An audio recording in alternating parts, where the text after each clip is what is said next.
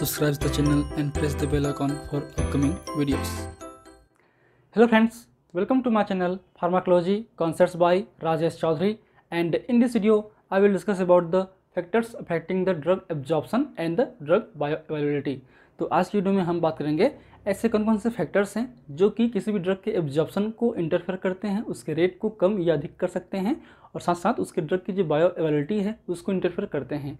ये जो टॉपिक है ये आपके फार्माकोलॉजी 1 बी फार्म 4 सेमेस्टर का जो सब्जेक्ट है उसमें इन्वॉल्व है। ये आपका यूनिट 1 का जो मॉड्यूल नंबर 2 है फार्माकोकाइनेटिक्स, उसकी हम बात कर रहे हैं। पिछली वीडियो में हमने ऑलरेडी बात कर चुके हैं ड्रग एब्जॉर्प्शन को लेकर, ट्रांसपोर्टेशन मैकेनिज्म और बायोअवेलेबिलिटी को लेकर। आज हम बात करेंगे वेरियस फैक्टर्स के बारे में।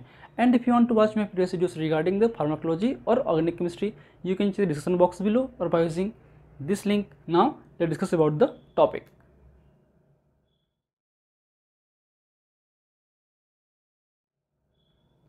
So factors affecting the drug absorption. तो उससे पहले हम समझते हैं ये ड्रग एब्जॉर्प्शन क्या है और बायोअवेलेबिलिटी क्या है। दोनों ही एक सिक्के के दो पहलू हैं। अगर किसी ड्रग का एब्जॉर्प्शन बढ़ रहा है तो अल्टीमेटली उस ड्रग की बायोअवेलेबिलिटी बढ़ रही है। So basically drug absorption is the transportation process, means movement of the drug from the site of administration to the systemic circulation is known as the drug absorption process. But what is the bioavailability? Bioavailability means fraction of absorbed drug reach to the systemic circulation in unchanged form. Means जिस side से हम drug को dosing कर रहे हैं, administrate कर रहे हैं, उस साइड से कितना फ्रैक्शन में कितना अमाउंट ड्रग का आपके सिस्टमिक सर्कुलेशन तक अनचेंज फॉर्म में पहुंच रहा है, वो आपकी ड्रग बायोअवेलेबिलिटी है। सपोज किसी ड्रग जैसे कि पैरासिटामोल की बात करें, अगर हम उसको 100 mg हम ओरली इंटेक करते हैं तो वो 100 mg में आपका ड्रग कुछ एब्जॉर्ब होगा, कुछ एब्जॉर्ब ही नहीं पाएगा। एब्जॉर्ब होने के बाद आपकी जीआईटी से आपके लीवर तक पहुंचेगा, पोर्टल वेन से, वहाँ पे वो मेटाबोलाइज्ड होते हैं, कुछ मेटाबोलाइट इनएक्टिव हो जाते हैं, फिर वो पहुँचता है आपके अनचेंज फॉर्म में आपके सिस्टमिक सर्कुलेशन पे। तो सपोज केवल 50 mg ही आपका जो अनचेंज ड्रग है वो पहुँचा आपके सिस्टमिक सर्कुलेशन पे, तो वही एक तरीके से मेन ड्रग है। ठीक है, तो उसका वो बायोअवेलेबिलिटी होगा 50%। ठीक है, हमने 100 mg दिया लेकिन 50 mg ही ड्रग आपके सिस्टमिक सर्कुलेशन पे रीच कर रहा है, पहुंच रहा है, वो उसकी बायोअवेलेबिलिटी है। हमने पिछली वीडियो में डिटेल में डिस्कस कर चुके हैं। Now come to the topic, there is factors affecting the drug absorption and the bioavailability. तो कहीं ना कहीं इसके 3 मेजर फैक्टर्स हैं। एक है आपका ड्रग रिलेटेड फैक्टर्स, एक है आपका बायोलॉजिकल, पेशेंट और फूड रिलेटेड फैक्टर्स, एक है आपका फार्मास्यूटिकल रिलेटेड फैक्टर्स। ठीक है, तो हम बात करते हैं इन टॉपिक के बारे में, क्योंकि कुछ जो प्रॉपर्टीज़ हैं वो ड्रग की होती हैं। ड्रग की अपने कुछ फिजिकल केमिकल प्रॉपर्टीज़ होती हैं, सोलबिलिटी होती है, तो उनके बेस पे भी ड्रग की एब्जॉर्प्शन चेंज हो सकती है। कुछ हमारे बायोलॉजिकल जो कंपाउंड्स हैं, जो आपके बायोलॉजिकल सिस्टम हैं, आपके एब्जॉर्प्शन है, आपके मेटाबॉलिज्म है। ठीक है, पेशेंट टू पेशेंट वेरी कर सकता है। आपके बहुत सारी चीज़ें हैं जो कि एक तरीके से अफेक्ट करते हैं किसी भी ड्रग के एब्जॉर्प्शन को, वो हम बात करेंगे। उसके अलावा आपके जो ड्रग जो हम मैन्युफैक्चर करते हैं, फार्मास्यूटिकल प्रोडक्ट मैन्युफैक्चर करते हैं, चाहे बात करें हम डोसेज फॉर्म की हो या रूट ऑफ एडमिनिस्ट्रेशन की हो, उस पर भी आपके ड्रग एब्जॉर्प्शन जो है डिपेंड करता है। तो बात करते हैं पहले आपके ड्रग की फिजियोकेमिकल प्रॉपर्टीज़ के बारे में, ड्रग की प्रॉपर्टी के बारे में, जिसको हम बोल सकते हैं ड्रग रिलेटेड फैक्टर्स। उसमें से फर्स्ट है आपका drug solubility and the dissolution rate, कि ड्रग कितना सोलबल है। बात करें हम सोलबिलिटी की, तो जाहिर सी बात है हम अगर बात कर रहे हैं ओरल रूट की, तो हम ओरल ड्रग हम देते हैं तो कहीं ना कहीं हमारे जो जीआई मीडिया में जो फ्लूइड्स हैं उनमें पहले वो डिसॉल्व होगा, तभी तो एब्जॉर्ब होगा। तो हमारे जो मीडिया है क्या है, वाटरी मीडिया है। तो अल्टीमेटली क्या होता है कि जो भी डोसेज फॉर्म है वो हमारे बॉडी में हम जब लेते हैं, खासकर हम बात करें ओरल रूट की, तो हम टेबलेट लिया, टेबलेट क्या होगा, हमारे जीआई पहले वो होगा डिसइंटीग्रेशन होगा, मीन्स वो स्मॉल पार्टिकल्स में टूटेंगे, डी एग्रीगेशन होंगे। फिर ये जो पार्टिकल्स हैं आपके डिज़ोल्व होंगे उस मीडिया पे जो कि वाटरी मीडिया है, फिर बनेगा आपका सॉल्यूशन। जो सॉल्यूशन है फिर वो हमारे जो बायोलॉजिकल मेम्ब्रेन है, सेल मेम्ब्रेन है, उसके थ्रू वो एब्जॉर्ब होगा। वेरियस प्रोसेस हैं उसके, पैसिव डिफ्यूजन है, फैसिलिटी ट्रांसपोर्ट सिस्टम है, एक्टिव ट्रांसपोर्ट सिस्टम है, पोर ट्रांसपोर्ट है, बहुत सारे साइट्स हैं, बहुत सारे आपके प्रोसेस हैं, हमने ऑलरेडी बात कर चुके हैं। उस प्रोसेस के थ्रू ये परमिशन होगा या एब्जॉर्ब होगा हमारे सेल्स के अंदर, हमारे ब्लड में पहुंचेगा। तो अल्टीमेटली बात करें हम दो टॉपिक की, एक है डिसोल्यूशन, एक है परमिशन। तो इसमें कुछ ड्रग के क्राइटेरिया होती हैं, क्योंकि जाहिर सी बात है अगर ड्रग वो डिज़ोल्व नहीं होगा, ठीक है, अगर ड्रग हमारे मीडिया पे डिज़ोल्व ही नहीं होगा तो वो एब्जॉर्ब कैसे होगा। तो ऐसे ड्रग, कौन से ड्रग डिज़ोल्व नहीं होंगे, जाहिर सी बात है मीडिया अगर वाटरी है तो जो वाटर सोल्युबल ड्रग्स हैं वो तो ईजिली डिज़ोल्व हो जाएंगे। लेकिन जो आपके हाइड्रोफोबिक ड्रग हैं या लिपोफिलिक ड्रग हैं वो इजीली हमारे वाटरी मीडिया पे, जीआई मीडिया पे डिसॉल्व नहीं होते हैं। तो इसलिए ये इसका है आपका रेट लिमिटिंग स्टेप्स। और अगर ये जो है डिसॉल्व नहीं होंगे तो वो एब्जॉर्ब भी नहीं होंगे। इसलिए आपके जो ऐसे ड्रग्स जिनकी वाटर सोलबिलिटी बहुत ही अच्छी होती है या वो इजीली डिसॉल्व हो जाते हैं हमारे जीआई मीडिया पे, जिनका डिसोल्यूशन रेट अच्छा होता है, उनका एब्जॉर्प्शन रेट भी फास्टर होता है, अच्छे तरीके से होता है। ठीक है, रेट फास्ट होगा। लेकिन कहीं ना कहीं हम बात करें लिपिड सोलबिलिटी या वाटर सोलबिलिटी की, तो वो भी फैक्टर है एक तरीके से। और हम बात करेंगे कि lipid soluble drug easily cross करते हैं, क्योंकि अब बात करते हैं परमिशन की। जब बात करें हम परमिशन की, तो हमारा जो बायोलॉजिकल मेम्ब्रेन है, बायोलॉजिकल लेयर है, वो आपके लिपिड लेयर्स हैं, बाईफास्फोलिपिड्स लेयर होते हैं। इसका मतलब क्या होगा कि उनमें lipid soluble drug easily cross करते हैं। वाटर सोलबल ड्रग्स जो हैं वो पोर ट्रांसपोर्ट के थ्रू या फिर ट्रांसपोर्ट सिस्टम्स के थ्रू, एक्टिव या पैसिव, उनके थ्रू वो एब्जॉर्ब होते हैं। लेकिन lipid soluble drugs easily directly diffusion के थ्रू, पैसिव डिफ्यूजन के थ्रू क्रॉस कर जाते हैं। इसलिए इसके केस में जो है हाइड्रोफिलिक ड्रग के लिए ये आपका क्या है, permission is the rate limiting step. मतलब अगर वो हद से ज़्यादा हाइड्रोफिलिक ड्रग नेचर का हो तो वो इजीली डिसॉल्व तो हो जाएगा, लेकिन वो क्रॉस नहीं कर पाएगा हमारे मेम्ब्रेन को। ठीक है, लेकिन आपका जो लिपोफिलिक ड्रग हैं वो अगर डिसॉल्व हो गए तो वो इजीली क्रॉस कर सकते हैं। इसलिए आपके ये भी डिपेंड करता है, हम आगे बात करेंगे। जैसे कि बात करें एग्जांपल के रूप में, आपके जो हाइड्रोफोबिक ड्रग्स हैं, जैसे कि बात करें एस्प्रिन हो, ग्लिसोफिलिन हो, ये हाइड्रोफोबिक नेचर के होते हैं, ये इजीली जो है डिसॉल्व नहीं होते हैं। लेकिन जब वो डिसॉल्व हो जाएंगे कुछ समय बाद, तब वो इजीली एब्जॉर्ब हो जाते हैं।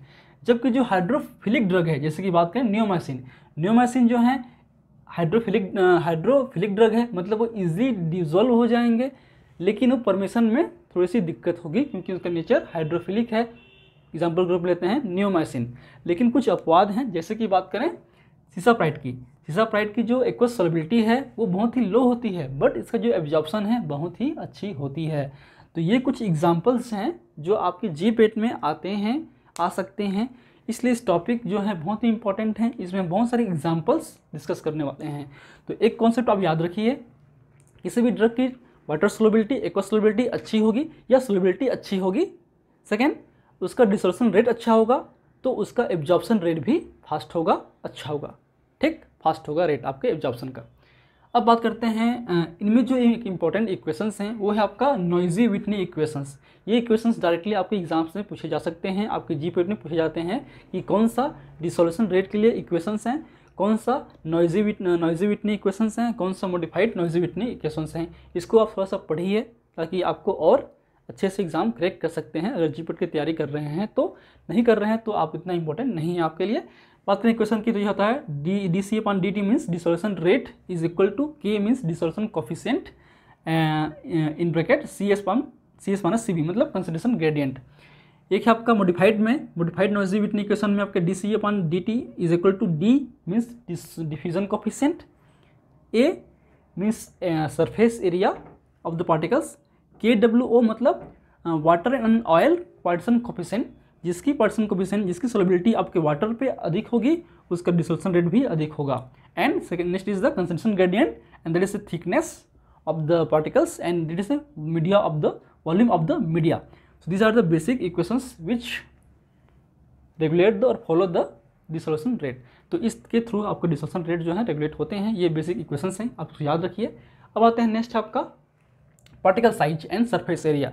जाहिर सी बात है पार्टिकल साइज छोटा होगा तो वो इजीली डिसॉल्व हो सकते हैं, पार्टिकल साइज छोटा होगा तो सरफेस एरिया बढ़ जाएगा। मतलब मैक्सिमम सरफेस एरिया पे आपका कंटेंट मीडिया जो है वो इन्वॉल्व होंगे और इजीली डिसॉल्व कर सकते हैं। इसलिए smaller particle size and larger surface area increase the absorption rate. तो किसी पार्टिकल्स का साइज बहुत छोटा होगा तो उसकी सरफेस एरिया भी लार्ज होगी और उसका एब्जॉर्प्शन भी अच्छे तरीके से होगा। अगर एब्जॉर्प्शन अच्छा होगा तो अल्टीमेटली आपका बायोलिटी भी बढ़ेगी। ये जो फैक्टर्स हम बात कर रहे हैं वो बेसिकली ओरल ड्रग के लिए है, क्योंकि ओरल ड्रग से ही बहुत सारे फैक्टर्स अफेक्ट करते हैं। हम आईवी दे रहे हैं तो आईवी देंगे तो डायरेक्ट आपके ब्लड में जाएगा, डायरेक्टली एब्जॉर्ब होगा, तो उस केस में बहुत सारे फैक्टर्स काम ही नहीं करेंगे। उसमें ना कि डिसोल्बिलिटी का कोई रोल होगा, ना पार्टिकल साइज का रोल होगा। ठीक है, तो वो अपने आप तो एब्जॉर्ब हो जाएंगे ना आईवी पे। इसलिए हम जो बात कर रहे हैं वो हम बात कर रहे हैं ओरल रूट के केस पे। अब आते हैं एग्जाम्पल के रूप, ये कि आपके टर्म्स हैं माइक्रोनाइजेशन, मतलब किसी भी पार्टिकल्स को छोटा करना। आपके माइक्रोमीटर 0.1 माइक्रोमीटर तक हम छोटा कर सकते हैं। अगर हम छोटा कर दिए तो वो ऑलरेडी डिजोल्व हो जाएगा, वो इजीली डिजोल्व हो सकता है। ठीक है, for example for the poorly aquasoluble drugs, जैसे कि ऐसे ड्रग्स जिसका एक्वासोल्युबिलिटी बहुत ही कम होती है तो वो एब्जॉर्ब नहीं होते हैं, इसलिए हम उनकी साइज को इस्तेमाल करते हैं, हम उसको माइक्रोन तक ले जाते हैं, 0.1 माइक्रोन तक, जिसको बोलते हैं माइक्रोनाइजेशन प्रोसेस। और जो ड्रग हम यूज़ करते हैं वो हम करते हैं poorly aquasoluble drug, for example chloramphenicol, aspirin, griseofulvin, जो ऑलरेडी हम बात कर चुके हैं। ये क्या है आपके पोरली एक्वासोल्युबल ड्रग हैं। ये हाइड्रोफोबिक नेचर के होते हैं, मतलब लिपोफिलिक नेचर के होते हैं। अब टर्म्स वाइज देखिए, hydrophobic means water hating molecules, जो वाटर को हेट करते हैं, वाटर में सोल्युबल नहीं होते हैं, उसको हम बोलते हैं लिपिड लविंग ड्रग्स या लिपिड सोल्युबल ड्रग्स या लिपोफिलिक ड्रग। जस्ट अपोजिट होते हैं वर्ड टू वर्ड। अगर वो लिपोफिलिक है मतलब वो हाइड्रोफोबिक है, अगर वो लिपोफोबिक है तो वो हाइड्रोफिलिक है। ठीक है, क्लियर है? ये आपको वर्ड टर्म्स पर आपको मिलेगा, इसलिए आपको ध्यान से याद रखिए।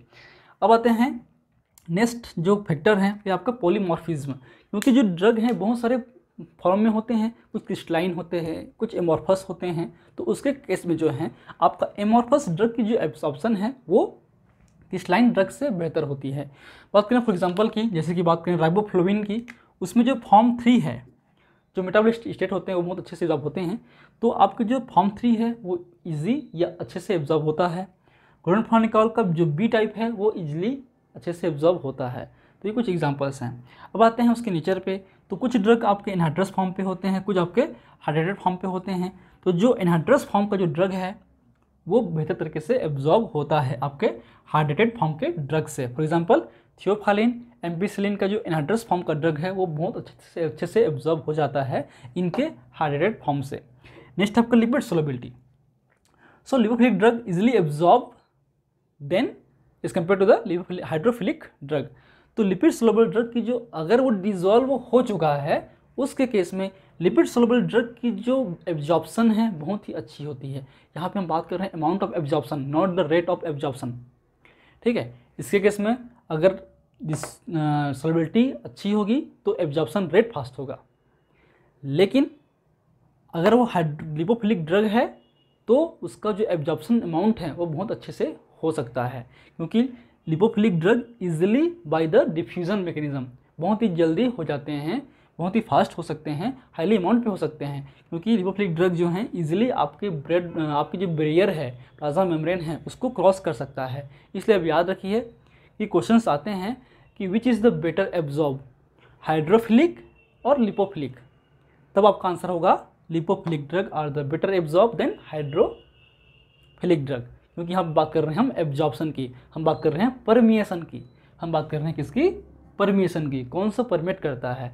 लेकिन बात करें डिजोल्यूशन रेट की, तो हायर डिजोल्यूशन रेट कंपाउंड्स या highly water soluble drugs compound easily dissolve then absorb, तो उसके केस में आपका हाइड्रोफिलिक ड्रग होगा, वाटर सोलुबल ड्रग होगा। ठीक है, फॉर एग्जांपल की बात करें, आपका फिनाबिटाजोन है, थायोपेंटल है, या जितने भी बेंजोडाइजेपिन्स हैं, या फिर आपके थायोपेंटल सोडियम हैं, बार्बिट्रेट्स हैं, इनकी अल्कोहल हैं, इनका जो आपका जो लिपिड ड्रग्स हैं वो इजीली क्रॉस करते हैं। इसीलिए जो हैं, क्योंकि ये जो ड्रग हैं हाईली, जो जितने भी आपके जो ड्रग आपके सीनेस पे काम करता है, आपके ब्रेन में काम करता है, तो कहीं ना कहीं उस ड्रग को ब्लड ब्रेन बैरियर को क्रॉस करने की ज़रूरत पड़ती है।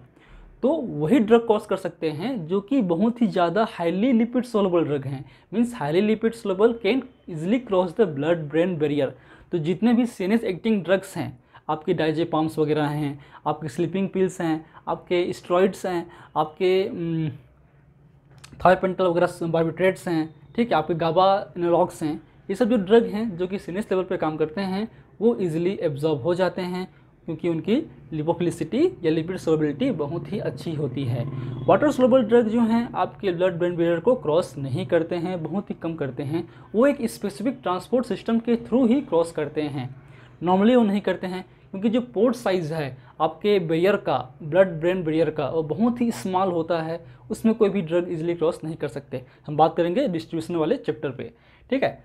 So now come to the next is the pKa of the drug and pH of the media, क्योंकि हर एक ड्रग या तो एसिडिक होगा या बेस होगा। अब एसिडिक में भी स्ट्रॉन्ग एसिड, स्ट्रॉन्ग बेस, आपके वीक एसिड, वीक बेस या वीकर एसिड और वीकर बेस भी हो सकते हैं। तो उनकी pKa जो हैं आपके डिफरेंट हो सकती है। हम बात करेंगे नेक्स्ट क्लास में डिटेल में। ये जो टॉपिक है, ठीक है, pK of the drug and pH of the media, ये अकेला एक सिंगल टॉपिक है और ये फैक्टर बहुत ही इंपॉर्टेंट है आपके जीपेट पॉइंट ऑफ व्यू से। इस टॉपिक से क्वेश्चंस आपके आते हैं। हमने पुराने वाले पे भी ये वीडियो बना चुके हैं, लेकिन हम उसको रिवाइज करेंगे अच्छे से और इम्प्रूव करके आपको बताएंगे, ठीक है। तो उसमें होता क्या है, क्योंकि आपके pKa आपके ड्रग की एसिडिटी या बेसिडिटी को डिफाइन करता है। pKa जितना कम होगा वो उतनी ही अच्छी एसिड होगी, ठीक है। और pKa अधिक हुआ मतलब pKb हुआ तो उस केस में उसकी बेसिडिटी अधिक होगी। और जैसे हम जानते हैं कि आपका जो भी अनआयोनाइज्ड ड्रग है, क्योंकि ये जो बेसिकली आपके आयोनाइजेशन को डिपेंड करता है कि आपका कौन सा ड्रग अगर इस pKa का है तो इस मीडिया पे कितना वो आयोनाइज्ड होगा या कितना अनआयोनाइज्ड होगा। बात करें आयोनाइज्ड अनआयोनाइज्ड की, तो आयोनाइज्ड ड्रग जो कि आयोनाइज्ड फॉर्म में हैं वो ईजिली क्रॉस करते हैं आपके प्लाज्मा मेम्ब्रेन को, मीन्स उनका जो एब्जॉर्प्शन है अनआयोनाइज्ड ड्रग का वो बेहतर होती है आपके आयोनाइज्ड ड्रग के। क्योंकि जो आयोनाइज्ड ड्रग हैं वो ईजिली, जो आयन ड्रग्स हैं साल्ट फॉर्म में होते हैं, वो ईजिली वाटर सोलुबल होते हैं, उनकी वाटर सोलबिलिटी अच्छी होती है। तो वाटर सोलुबल ड्रग्स जो हैं ईजिली परमिशन नहीं करते, क्रॉस नहीं करते, इसलिए अनआयोनाइज्ड होना बहुत ज़रूरी है। अब साल्ट की बात करें तो वो आयोनाइज्ड है और अनसाल्ट की बात करें वो आपके अनआयोनाइज्ड है, ठीक है। तो बात करें हम लोग एग्जाम्पल ग्रुप में लेते हैं। जो एसिडिक ड्रग है, जाहिर सी बात है एसिड और बेस मिलकर बनाते हैं साल्ट। साल्ट क्या होंगे, आयनाइज्ड होंगे। जो आयनाइज्ड होंगे वो एब्जॉर्ब नहीं होंगे, इसलिए जो एसिडिक ड्रग है वो एसिड मीडिया में अच्छे से एब्जॉर्ब होता है। क्योंकि एसिडिक ड्रग एसिड मीडिया पे साल्ट फॉर्म नहीं करता, वो अनआयोनाइज्ड फॉर्म पे होते हैं, उनका फ्रैक्शन अधिक होता है इस फॉर्म का, इसलिए जो उनको एब्जॉर्प्शन है वो अच्छी होती है। सिमिलर इसका उल्टा, बेसिक ड्रग बेसिक मीडिया पे आपके अनआयोनाइज्ड फॉर्म में होते हैं, इसलिए वो आपके एब्जॉर्ब्स बेहतर होते हैं बेसिक मीडिया पे बेसिक ड्रग। इसीलिए जो एसिडिक ड्रग है, क्योंकि आपको बात करें हम लोग जीआई की बात पॉइंट ऑफ व्यू से बात करें तो आपकी जो स्टमक है, स्टमक का pH अप्रोक्सीमेटली 1 to 3 होता है, मतलब हाईली एसिडिक होता है। तो उस केस में एसिडिक जो ड्रग हैं हमारे स्टमक में एब्जॉर्ब होते हैं, जबकि जो बेसिक ड्रग हैं वो बेस नेचर के होते हैं, उनका जो एब्जॉर्प्शन है हमारे इंटेस्टाइन एरिया पे अधिक अच्छे से होता है। क्यों होता है, क्योंकि जो इंटेस्टाइन एरिया का जो pH है थोड़ा सा हायर होता है, 6.4 के आसपास होता है, ठीक है। इसलिए जो बेसिक ड्रग हैं वो आपके इंटेस्टाइन में एब्जॉर्ब होते हैं, एसिडिक ड्रग हैं हमारे स्टमक में एब्जॉर्ब होते हैं। हम आगे बात करेंगे डिटेल में इस वाले क्लास पे, नेक्स्ट वाले क्लास पे, ठीक है। अब आते हैं नेक्स्ट फैक्टर की ओर, वो है आपका बायोलॉजिकल, पेशेंट और फूड रिलेटेड फैक्टर्स। तो एक आपका जो टर्म्स है वो है आपका फर्स्ट पास मेटाबॉलिज्म। हम बात कर रहे हैं ओरल रूट की, तो ओरल रूट जितने भी हम ओरल रूट लेंगे तो कहीं ना कहीं वो जो उसका जो एब्जॉर्प्शन कहाँ होगा, हमारे जीआई पार्ट से होगा, चाहे वो स्टमक हो, इंटेस्टाइन्स हो। तो हमारे पूरे जीआई पार्ट्स हैं जो आपके स्टमक से लेकर इंटेस्टाइन तक, वो कहीं ना कहीं डायरेक्टली आपके जो ड्रग हैं वो एब्जॉर्ब होकर पोर्टल वेन के थ्रू पहुँचते हैं आपके लीवर पे। और liver is the largest organ for the metabolism. Metabolism आपके लंग्स में भी होते हैं, ब्लड में भी होते हैं, आपके इंटेस्टाइन में भी होते हैं, ठीक है, आपके मुंह पे भी होते हैं। लेकिन जो लीवर है वो लार्जेस्ट साइट है, लार्जेस्ट ऑर्गन है आपके मेटाबॉलिज्म के लिए। यहीं पे जो ड्रग है वो मेटाबलाइज्ड होते हैं, मीन्स उनका बायो ट्रांसफॉर्मेशन होता है। जो वर्ड है वो है आपका biochemical alteration of the drug. तो आपके लीवर के अंदर में जब मेटाबलाइज्ड होंगे तो उनकी बायोलॉजिकल एक्टिविटी चेंज होगी और उनका केमिकल नेचर चेंज होगा।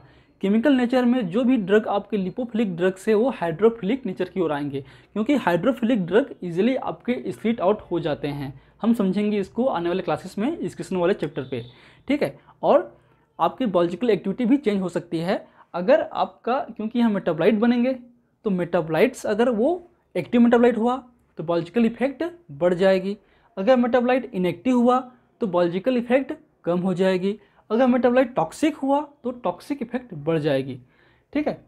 लेकिन हम बात कर रहे हैं बायो अवेलेबिलिटी की, तो उसके केस में अनचेंज्ड फॉर्म, अनचेंज ड्रग ही इंपॉर्टेंट है। और अनचेंज ड्रग जब पहुंचता है सिस्टमिक सर्कुलेशन में तो कितना अनचेंज फॉर्म में पहुंच रहा है वो उसकी होगी bio availability.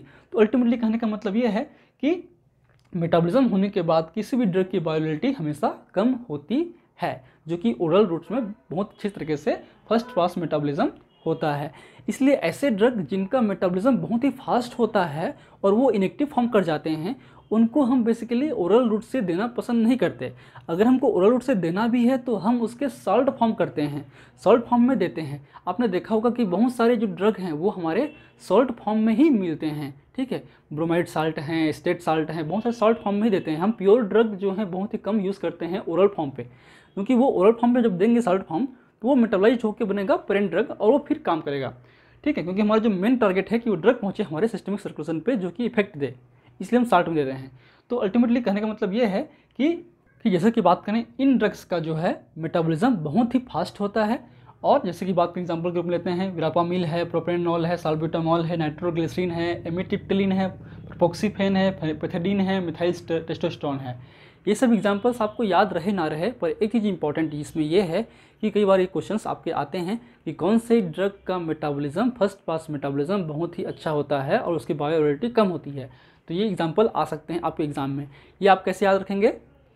VP Singh not a popular PM, ठीक है। VP Singh not a popular PM, that is a high metabolized या highly first pass metabolized drug. अब एक क्वेश्चन इसमें आया था अभी एग्जाम में, जो बात करें हम आज के सिनारियो पे 2020 पे, तो भी हम फोर्थ सेमेस्टर में एग्जाम आया था कि metabolic enzyme inducer and inhibitor how affect the bioavailability. मतलब जो मेटाबॉलिक एंजाइम इंड्यूसर हैं और इनहिबिटर हैं वो किस तरीके से बायोअवेलेबिलिटी को अफेक्ट करते हैं। अब यहाँ पे हम बात कर रहे हैं मेटाबॉलिज्म की, तो क्योंकि जो मेटाबॉलिक एंजाइम इंड्यूसर है मतलब वो मेटाबॉलिज्म को बढ़ाएगा, मेटाबॉलिज्म को बढ़ाएगा मतलब मेटाबोलाइट्स क्वांटिटी बढ़ेगी, अनचेंज्ड कम होगी, तो क्या होगा, बायोअवेलेबिलिटी भी कम होगा।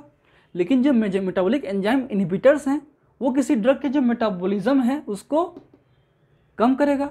अगर मेटाबॉलिज्म कम होगा तो मेटाबोलाइट्स कम बनेंगे और अनचेंज्ड फॉर्म ज़्यादा रहेगा, तो ये इसका जो अमाउंट है वो बढ़ जाएगा, मतलब बायोअवेलेबिलिटी भी बढ़ जाएगी। तो ये छोटा सा आंसर लिखना था आपको, लेकिन किसी ने भी सही आंसर नहीं लिखा है। मैंने बहुत सारी कॉपियाँ चेक की है, किसी ने भी सही आंसर नहीं लिखा है, तो ये आपको ध्यान रखना है, ठीक है। तो ये आपको याद हो गया, समझ में आ गया। नेक्स्ट है आपका इंटेरोहेपेटिक सर्कुलेशन या साइक्लिंग, जो कि बायोअवेलेबिलिटी को इन्हेंस करता है। For example morphine. अब ये कैसे होता है, जैसे कि आपका बात करें हम लोग गट से जो भी हम ड्रग लेते हैं ओरल फॉर्म पे, वो हमारे गट के थ्रू पहुंचता है लीवर पे पोर्टल वेन के थ्रू। पोर्टल वेन्स में कुछ जो ड्रग हैं मेटाबोलाइज्ड होकर, कुछ अनमेटाबोलाइज्ड होकर पहुंचते हैं सिस्टमिक सर्कुलेशन में, और फिर धीरे से वो आपकी किडनी से स्कीट आउट होते हैं। लेकिन कुछ जो ड्रग हैं आपके लीवर से आपके बाइलरी डक्ट के थ्रू, बाइल डक्ट के थ्रू वापस पहुँचते हैं आपके इस पे गट पे, ठीक है। वापस गट पे पहुँचेंगे और वापस वो पहुँचेंगे सिस्टमिक सर्कुलेशन पे।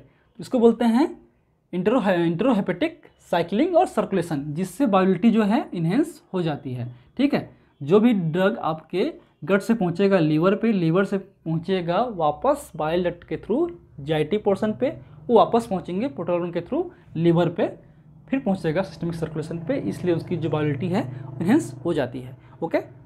अब आते हैं नेक्स्ट है आपका presence of the other substance. तो उसमें आपके फूड्स हैं, ड्रग्स हैं, कुछ एलिमेंट्स हैं, कुछ आयंस हैं, वो भी किसी न किसी ड्रग के एब्जॉर्प्शन को इंटरफेयर कर सकते हैं। और ये जो टॉपिक है हम बात करेंगे फार्माकोकाइनेटिक ड्रग इंटरेक्शन वाले चैप्टर पे, क्लास पे, ये भी आपके सब्जेक्ट में है, आपके फार्माकोडायनामिक वाले क्लास पे हम पढ़ सकते हैं आने वाले क्लासेस में। तो ऑलरेडी हमने वीडियो बना चुके हैं, चाहे तो आप प्ले लिस्ट में देख सकते हैं। तो बेसिकली इसमें जो विटामिन सी है, विटामिन सी बेसिकली आपके जो आयरन का एब्जॉर्प्शन है उसको इन्हेंस करता है। Vitamin C enhance the absorption of the iron. Calcium ions हैं या बाईवेलेंट डाईवेलेंट आयंस हैं, मैग्नीशियम हो, कैल्शियम हो, ये जो टेट्रासाइक्लिन्स के एब्जॉर्प्शन को कम करते हैं। इसलिए जो मिल्क में बेसिकली क्या होते हैं, कैल्शियम्स होते हैं। तो हम जब भी बात करें टेट्रासाइक्लिन की तो उसको मिल्क के साथ नहीं लेते हैं, क्योंकि मिल्क जो है इन ड्रग के एब्जॉर्प्शन को कम कर देते हैं। नेक्स्ट आपके लिक्विड पैराफिन जो हैं आपके विटामिन वॉल्यूबस लिपिड सोलर विटामिन जो हैं आपके, फैट सोलर विटामिन जो हैं आपके ADE के, इनकी एब्जॉर्प्शन को कम कर देते हैं। सिटोस्ट्रोल एक तरीके से कोलेस्ट्रॉल जैसा ही है, उसके कम्पिटिटिव इनहिबिटर्स हैं, इसलिए उसका जो एब्जॉर्प्शन है कम कर देता है, ठीक है। अब आते हैं नेक्स्ट है आपका GI इम्पटिंग।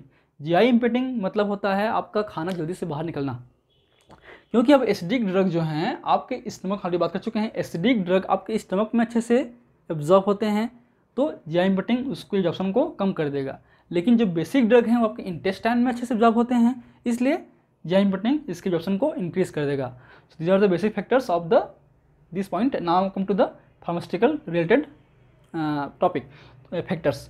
उसमें है आपका है डोसेज फॉर्म, बहुत ही इंपॉर्टेंट है, ठीक है, कि डोसेज फॉर्म क्या है, लिक्विड है या सॉलिड है। बात करें लिक्विड की, अगर हम बात करें ओरल डोसेज फॉर्म की, जैसे कि हम बात करें, हम ओरल से कौन से लेते हैं, हम लेते हैं टेबलेट, हम लेते हैं कैप्सूल, हम लेते हैं पिल्स, हम लेते हैं आपके सिरप, हम लेते हैं इमल्सन, हम लेते हैं सॉल्यूशन। तो जो सॉल्यूशन है उसका एब्जॉर्प्शन रेट अच्छा होता है आपके सस्पेंशन या इमल्सन से, इनका अच्छा होता है आपके कैप्सूल से, और उसका अच्छा होता है आपके टेबलेट से।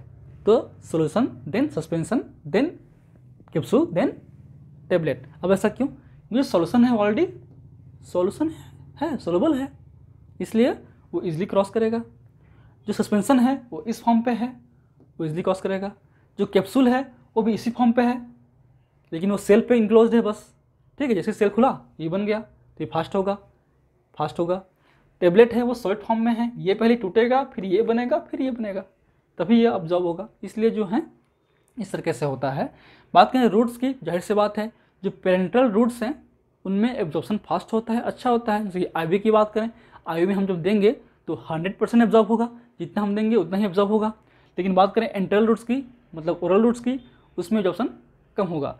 सो these are the basic factors which involve the drug absorption and the bioavailability. And if you want to note this lecture, please take a screenshot, and if you like my videos, please the like button, share with your friend, and any feedback please comment on the comment section. That motivates me for the upcoming videos. In last, thank you for watching.